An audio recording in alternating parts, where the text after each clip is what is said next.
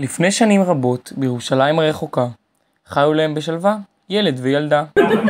גדלו הילדים וכבר למדו לשחות, בית חינוך עיוורים כמובן, ואכלו וגדלו לתפארת עם הזמן.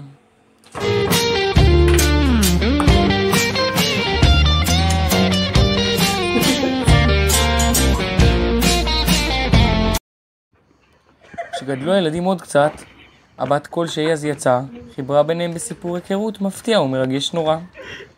וקולות השמחה בחתונה הגיעו עד לב השמיים, וכמעט שעננים מרוב התרגשות החלו להזיל מים. וזכו...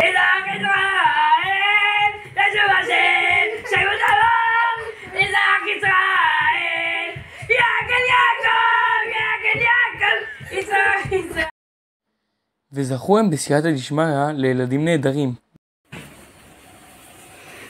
אבא, יש לי טיול שנתי, אני צריכה שתקנה לי חטיפים. אולי אני אקנה פטרוזיליה וכוסברה. לא, אני צריכה חטיפים. בסדר, אני אקנה פטרוזיליה וכוסברה.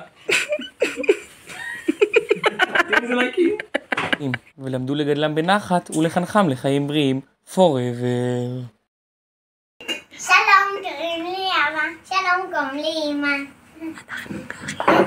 אנחנו גרים בכרמיאל, ולפני כמה שנים עברנו לעבוד בחברת forever. שוב.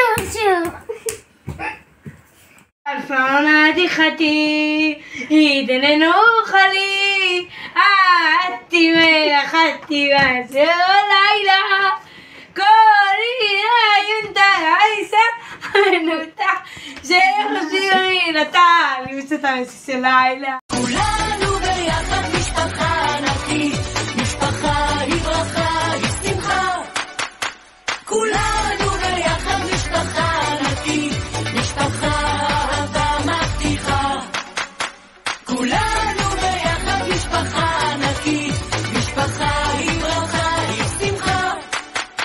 כולנו ביחד משפחה ענקית, משפחה גם שלי, גם שלך. מנצח! צאו לבדור שר! צאו! תשאיר! לא, זה לא הריקוד. זה, תקדו.